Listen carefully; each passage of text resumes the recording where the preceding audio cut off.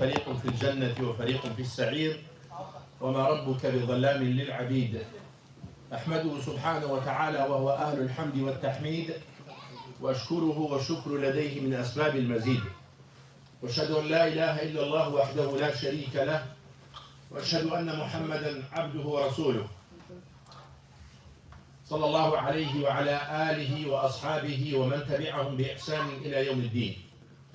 يا أيها الذين آمنوا اتقوا الله وقولوا قولا سديدا يصلح لكم أعمالكم ويغفر لكم ذنوبكم، ومن يطع الله ورسوله فقد فاز فوزا عظيما. أما بعد، فإن أصدق الحديث كتاب الله، وخير الهدي هدي محمد صلى الله عليه وآله وسلم، وشر الأمور محدثاتها، وكل محدثة بدعة، وكل بدعة ضلالة، وكل ضلالة في النار. ثم أما بعد. I think the time is too short to make it Arabic and English. Especially the brothers taking too much time for the food.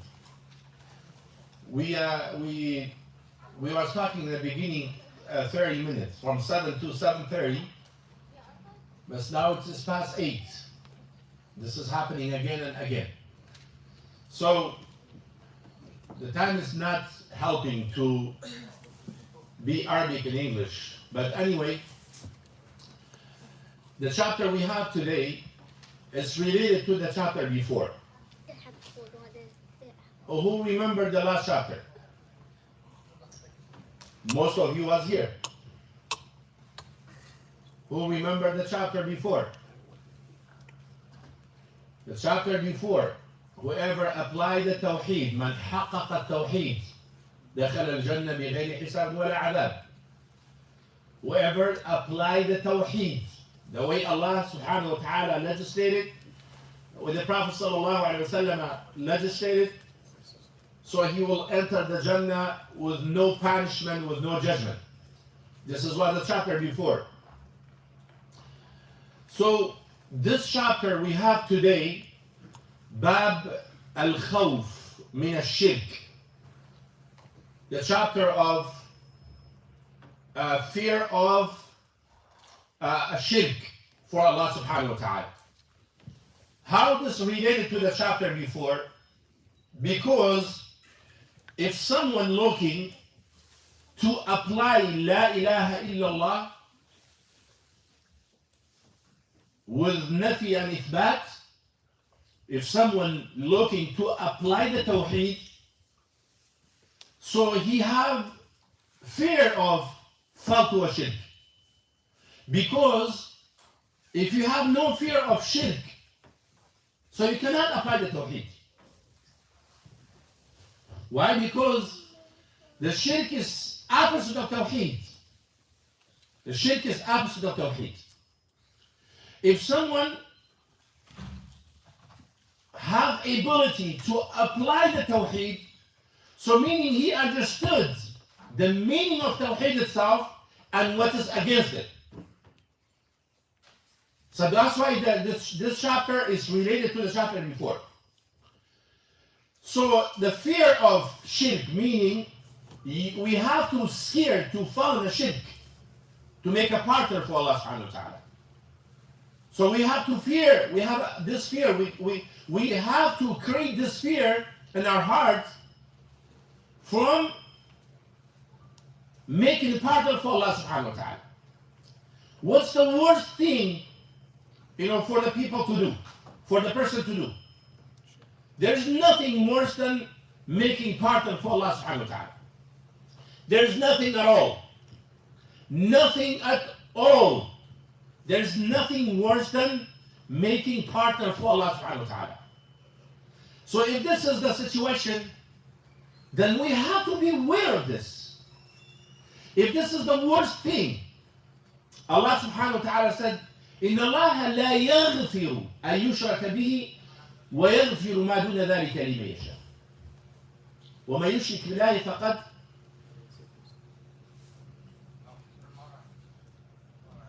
يعني آيات كثيرة، ولكن we want to not go past the chapter or not go farther because we want to make it short.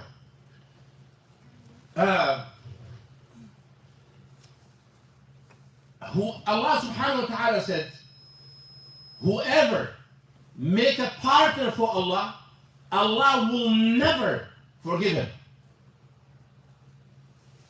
Whoever making a partner for Allah, Allah will never forgive him.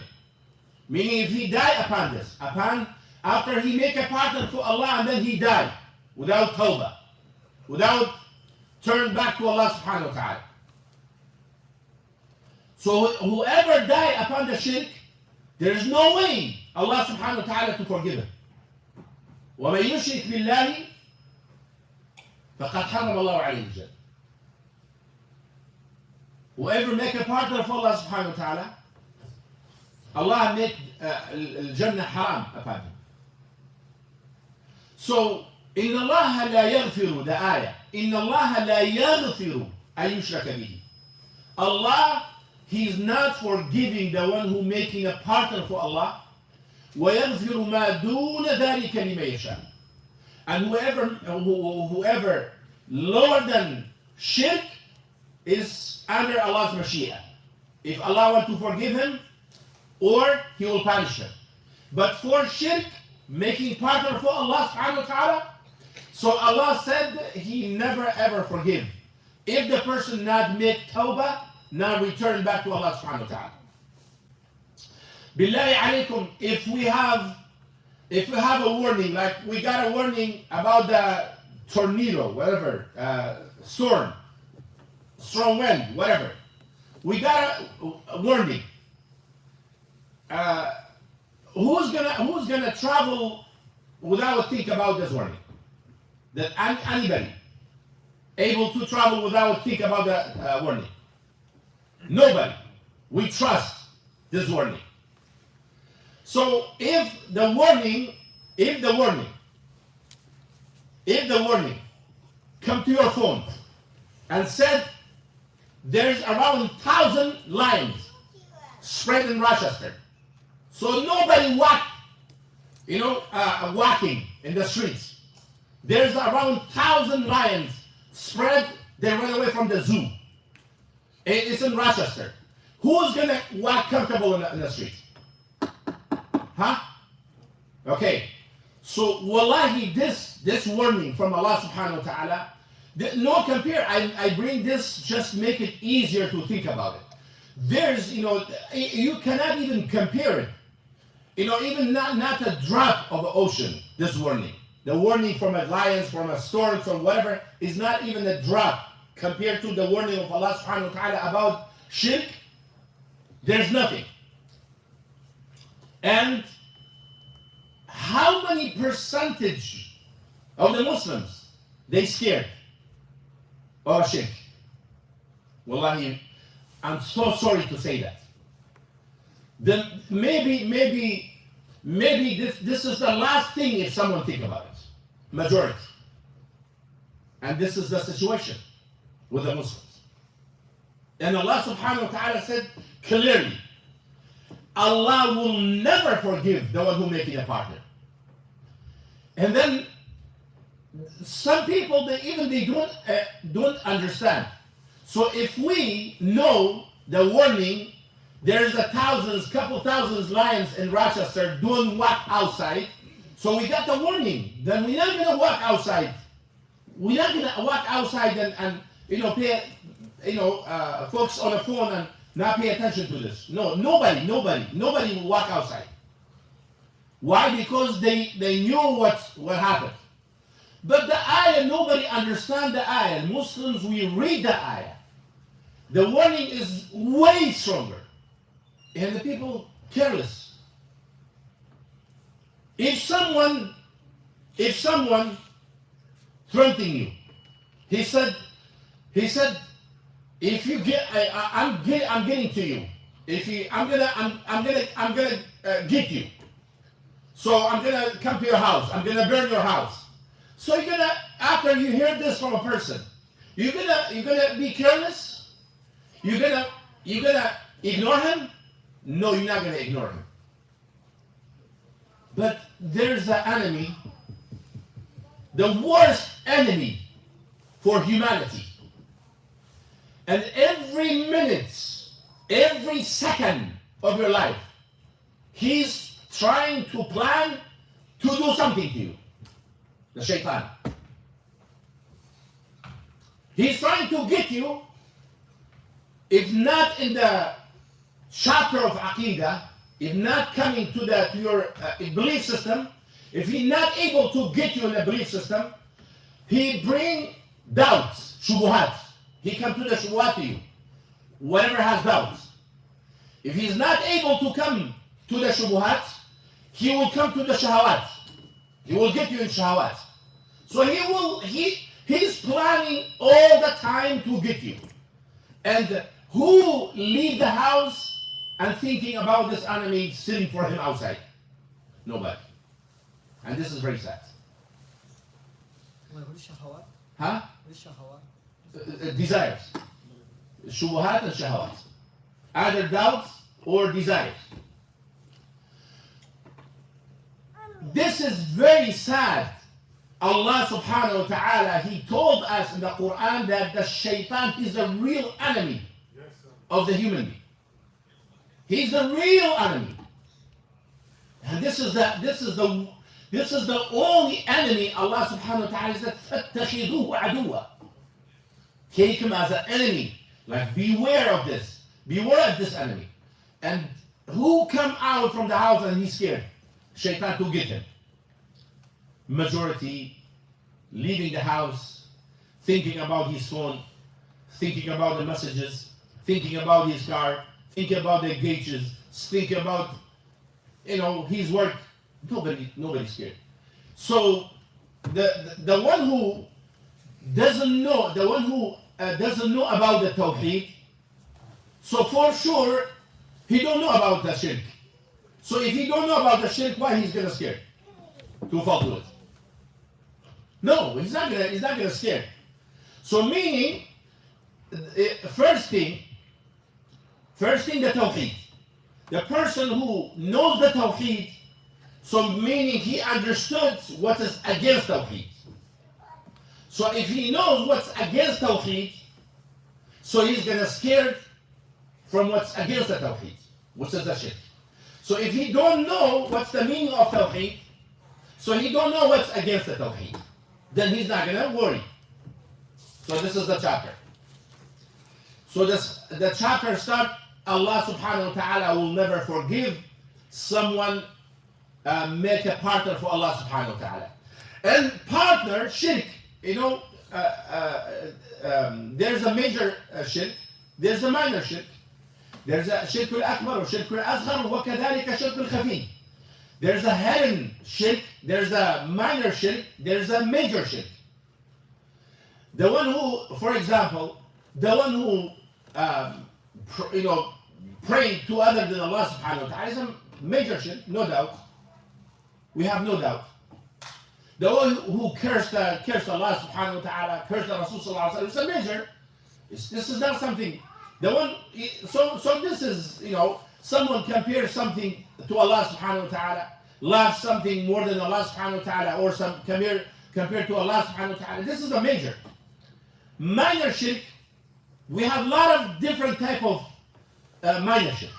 Like for example, swear by other than Allah is a minor. It's not a major, except if the person, like for example, he said, I swear by the Rasul sallallahu alaihi wasallam. If he believed the Prophet sallallahu alaihi wasallam and he, harm him and benefit him, this will be a major shirk. But if he just swear by parents or by Rasul sallallahu alaihi wasallam or by whatever the people swear, so this is the minor shirk, not the major shirk. The minor shirk is bigger than all type of sins. The minor shirk is bigger than all type of sins. Like bigger than eating pork, the drinking and backbiting and fornications and all these sins and other major sins. So the minor shirk is bigger than all type of sins. So when Allah subhanahu wa ta'ala said Allah will not forgive the one who make a partner, doesn't say the minor or major. He said partner. Whoever make a partner for Allah subhanahu wa ta'ala. So it's very scary. Very scary.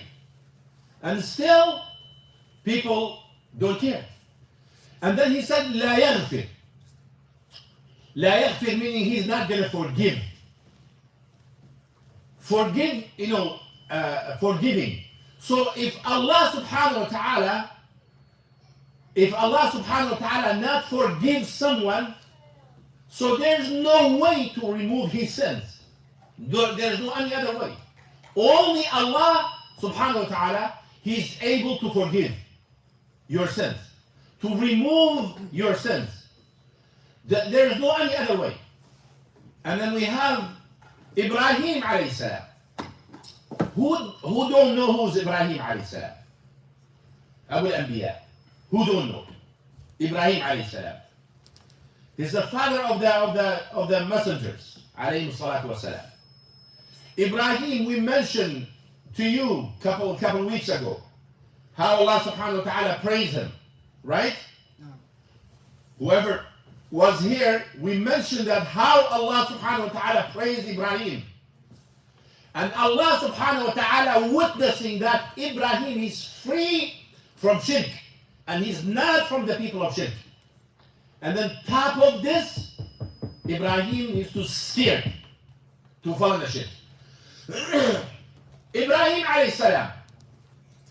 Allah said, Allah witnessed that, oh Ibrahim, you free from shirk and you free from the people of shirk.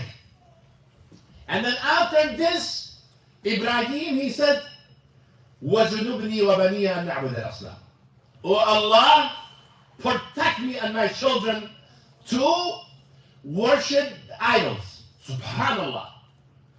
You know, brothers, I don't know how to cover the subject with a short time. Do you understand what's the meaning of that? Ibrahim,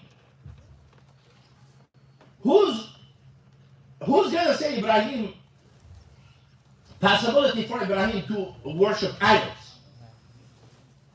0. Less than 0. And then, so Allah subhanahu wa ta'ala praised him, and then he said, oh Allah, protect me and my kids from worshipping idols. Subhanallah. This not serious? Ibrahim alayhi salam, he is too scared from to make a part of Allah subhanahu wa ta'ala. Then we ask ourselves, we ask our ummah, how many people or a percentage from the ummah they scared from this sin, from shirk? How many? Give me a percentage. Who can give me a percentage? Wallahi, this is very sad, to say that, but this is one of the stuff which is being ignored from the ummah. It's being ignored. Majority of the people doesn't know about it. Or maybe some people, when you talk about this, they said, no, what are you talking about? Look what happened to this world. It's upside down. And you're talking about shirk. And this is the only thing Allah subhanahu wa ta'ala said, I don't forgive. And anything He may forgive you. Except this, Allah said, will not forgive anyone make a part of Allah subhanahu wa ta'ala. So, Ibrahim alayhi salam, he's scared from shirk, and he had this fear in his heart, and he make him to ask Allah subhanahu wa ta'ala, make him to ask Allah subhanahu wa ta'ala to protect him from worshipping idols. And then we have a hadith. We have a hadith from the Prophet sallallahu alaihi wasallam. Prophet Muhammad sallallahu alaihi wasallam, best of the creation, right? Best of son of Adam, right? And Prophet sallallahu alaihi wasallam, he used to steer from the shirk. Allah make him ma'soom, meaning you don't know mistakes. Allah make him free from mistakes, and he's too scared. And for this ummah, he said, أخوف ما أخاف عليكم الشرك الأصغر فسئل عنه قال الرياء. He said, the worst thing I scare for you, he said, the minor shirk. When they asked him what's the minor shirk, he said, الرياء, showing off. Some people maybe they not hear even about the hadith. A lot of Muslims, they not hear about the hadith. They don't know the hadith. Even if they hear, they don't know the hadith. The majority of the people, they don't know the hadith. This is what the Prophet ﷺ, he's scared for the ummah. He said, I'm worried about this. And especially these days, people have no knowledge about the deen. Wallah, if you compare it to the explosion of technology, we should say, people should have more knowledge than before, because all type of opportunity, for you to study, to learn. Subhanallah, the time before the time of the A'immah, scholars before, they have even no books. Some of them, they just hear from others, memorized, no books, nothing. Just hear. We mentioned about Imam Shu'bah a couple of weeks ago. They used to hear, just hear from people and memorize. They not miss anything. But now, we have difficulty to read the books. We have difficulty that we have the books, but we have difficulty to read it. Then how are we going to memorize it? If we have difficulty to read the book, how are we going to memorize it? So, the Prophet ﷺ, he said, this is the thing I scared my ummah to fall to it. This is one of the things I scared my ummah to fall to it, which is the showing off. People, or some people, when by themselves, they don't care about the salah. When they with others, they pray. They don't care about fasting. When they with others, they fast. They don't care about the charity, sadaqah. But when they with others, they give sadaqah. They don't care about the sunnah, qabliyah and ba'diyah. But when they with others, they pray sunnah, qabliyah and ba'diyah. They don't, so there's a lot of things. So showing off, there's many different ways to show off. People show off because of his clothes. People show off for the beard. People show off for the knowledge, for Quran, for dhikr, for whatever. So this is the gate. This is the gate open for the shaitan. The shaitan never leave you off. We have to understand this. This is majority of the people ignoring this part. Shaitan never ever leave you off. Then if Allah subhanahu wa ta'ala, he said he's a real enemy, then we have to scare, we have to worry. We have to worry. Shaitan always, we have a lot of different type of jobs, works, responsibilities. Shayateen, they have two things. They plan how to get to you, and then they apply. That's it. Two things, two jobs. They plan, and then they apply. That's the two things they have. Shaitan, he's coming to you to mess up your aqidah, your belief system. He's coming to you. If he see you are strong and your belief system, then he's gonna ignore you from there. He's gonna come to something, you know, to you know, he know the weakness you have. He's coming to another door. If he know you're not going to eat haram, then he's gonna go to mubah, to makruh. So this is the shaitan. If he's not able to get you from the, like I said, shubuhat, he's come to the shahawat. He's never leave you off. I remember a story I hear from my father, rahimahullah, but I looked for it as a sanad, as a source. I never find a source for the story, but I'm going to mention the story.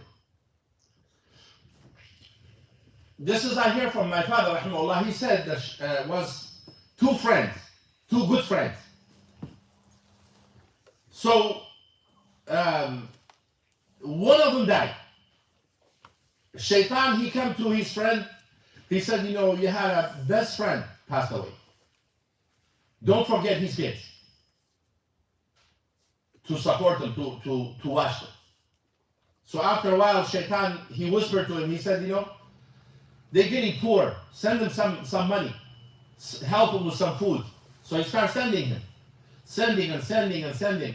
Shaitan whispered to him, he said, you know, if you do it yourself to take it to them, you have more ajr. Look from the beginning. You remind him, you know, his kids is getting poor. Support him. And then he said, you know, if you take it, it's better for you because every step you're getting rewards. And then he started taking, you know, whatever he's giving them, he's taking it to them. And then the shaitan whispered to him, he said, the kids, they feel like you, like a father. You know, if you give them advice about the religion, they start, they forget the religion, about the religion. They are getting weak. Remind them with Allah subhanahu wa ta'ala, give them some knowledge, give them reminding. So shaitan is still giving, and then he's giving them nasiha once in a while. And then shaitan whispered to him, he said, they are very close to you. If you stay overnight sometimes with them.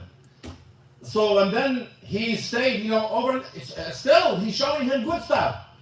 And then until a shaitan have him to make adultery with his wife. So this is the shaitan. Never leave you off. He takes you from far, far away to put you in that bad situation. He's planned. He has many different plans. And then, مع الأسف الشديد, majority of the people, they don't care. They don't know about this. Wallahi, every day you coming out, there's a shayateen waiting for you. Every day you leaving the house, there's a shayateen everywhere waiting for you. He got out. So everyone he want to take you to somewhere, to bring to your mind, or make you ignore dhikr. Or so everyone, he want to do something. As soon as you say Bismillah tawakkaltu ala Allah wa la hawla wa la quwwata illa billah, they start telling each other, what are we going to do to this guy? That we cannot do nothing to him. We cannot do nothing to him. He's being protected, he's being supported by Allah subhanahu wa ta'ala. We cannot do nothing. Just leave him alone.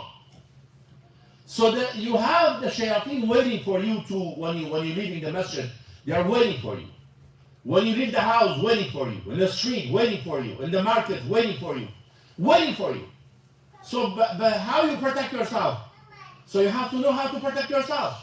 If someone threatens you from the people, you protect yourself with, maybe you get a weapon, or you watching, maybe you call police or something to protect yourself. But the real enemy, you not see him and he see you. Allah subhanahu wa ta'ala said, إِنَّهُ يَرَاكُمْ هُوَ وَقَبِيلُهُ مِنْ حَيْثُ لَا تَرَوْنَهُ. Shaitan, he's seeing you and his children, but you're not able to see them. He's around you and you don't know. So go back to the hadith. I think it's the same thing, related to the sphere. Prophet sallallahu alaihi wasallam, he is too scared for the ummah to fall to make a partner for Allah subhanahu wa ta'ala. And then we have another hadith ibn Mas'ud. Prophet sallallahu alayhi wa sallam, he said, من مات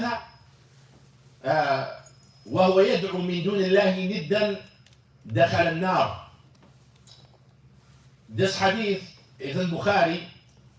Prophet sallallahu alayhi wa sallam, he said, whoever asks other than Allah, he made dua from other than Allah, and if he died, surely he's going to the hellfire. And how many people we have?